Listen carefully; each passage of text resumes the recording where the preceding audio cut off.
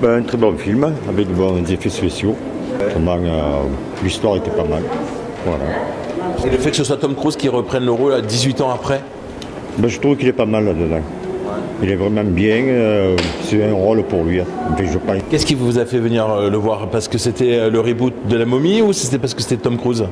Non, c'est pour revoir le film comme il était, refait enfin à l'époque actuelle, quoi.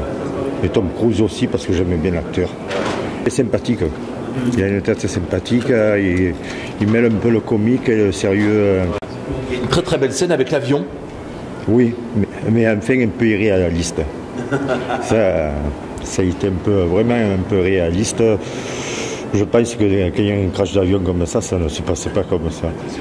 La grosse différence entre La Momie originale en 99 et celui-ci? L'histoire est plus jolie, je trouve. Baisse-toi! Cours!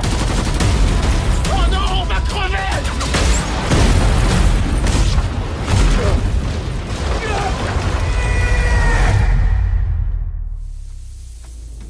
Mais qu'est-ce que c'est? Je suis un peu déçu quand même. Déçu de quoi alors? Vas-y. J'ai pas assez peur. Sympa. Sympa? Ouais. En plus? Sympa. Faut voir la suite. Ouais. Faut voir la suite. Il fallait installer le film en fait. Ouais. Vous avez vu la première version de La Momie? Oui, toutes les versions, ouais. Ouais, c'est sympa. Mais là, ouais, Tom Cruise, il revient en force. D'après les hiéroglyphes, elle s'appelle Amanette. Elle était promise au trône d'Égypte. Mais sa soif de pouvoir l'a portée vers un projet plus sombre, qui a été vite arrêté. Impressionnant. On était un petit peu dans les effets hollywoodiens, bon, c'est pas toujours. Mais bon, c'est un bon divertissement que je conseille. D'autant qu'il y a aussi l'histoire de la mythologie avec l'Égypte. Il y a quelques références à l'Égypte, mais bon, c'est pas un film historique. Hein. C'est sûr, oui. Non, je reconnais que là. Et Tom Cruise dans cette interprétation par rapport à Brendan Fraser?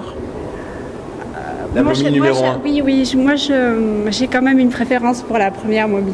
Où là, c'est vraiment, bon, il y a des effets spéciaux, mais dans la première Momie, on se sentait vraiment, voilà, on faisait un bond dans l'histoire, c'était plus sympa. Bon, c'est deux films différents, c'est à découvrir, mais il a pris un petit coup de vieux aussi. Hein, Tu peux pas fuir,